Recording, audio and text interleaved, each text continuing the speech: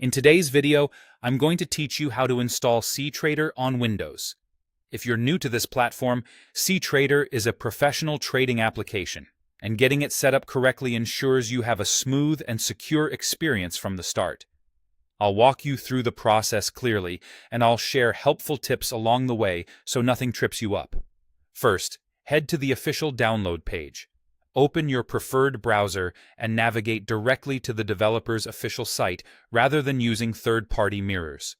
Look for the secure lock icon in the address bar and make sure you're on a trusted domain before downloading anything. This is important to avoid outdated or modified installers. A quick note: having a stable internet connection will make the download and installation much faster. Next, locate and select the Windows version installer. The site will usually make the Windows option obvious, often labeled clearly with the operating system logo or the word Windows. Click the Download button and choose a familiar location to save the file, like your Downloads folder, so you can find it easily.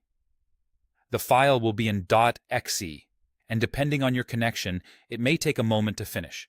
While you wait, it's a good idea to close any unnecessary applications to free up system resources for the installation.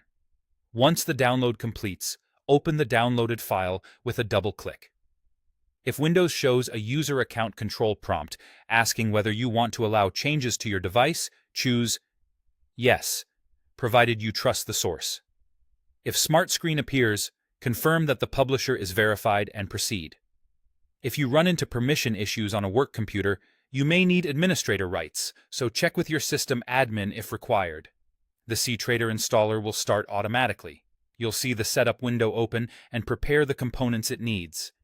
If the window doesn't appear, try launching the .exe again from your Downloads folder. Keep your system plugged in if you're on a laptop to prevent interruptions.